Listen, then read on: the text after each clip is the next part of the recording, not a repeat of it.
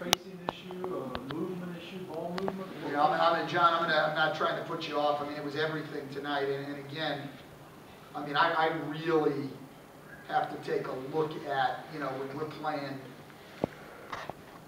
Chicago, Miami, back-to-back games, and we're just not creating any shots. Now, obviously, we just played Chicago 11 days ago, and we were able to create shots. And, we played Miami 5 days or whatever it was before that, and we're able to create shots. So there's times that we can. So,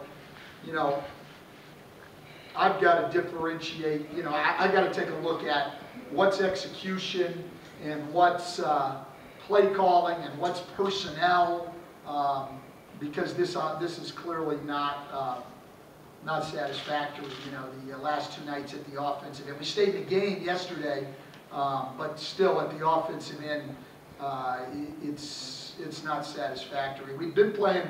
The hard part to understand is, like I said, I mean, we went Miami, San Antonio back-to-back, played very well offensively in 2 games, and then the New Jersey game in between, and now we come to these 2 games, and you're only a week later, and we look like a totally different basketball team. So, I got to take a look at a lot of things, and I've got to take responsibility for this on back-to-back nights.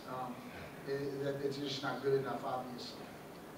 It seemed like the game started to turn late in the first quarter when Lucas hit those 3. Well, no question. He hit 3 threes in a row, and he had 20 for the night. Look, I said it before the game. That's a great basketball team, and they played through injuries. They believe in what they're doing. They play extremely hard. They play with great energy. Tom has done a terrific, terrific job. That's a great basketball team. They have the best record in the league, despite having Richard Hamilton gone virtually the entire year. Dang's missed games for stretches. Rose has missed games for stretches. I mean, they've played without the league MVP and beaten Philly, Miami, and blown us out. I mean, give them a ton of credit for what they're doing and what kind of team they have over there and how they approach the game. How do you get Keto and Chris going? I mean, it seems maybe it's just the last 2 nights, really, but... Again, I mean, I don't want... The one thing, and,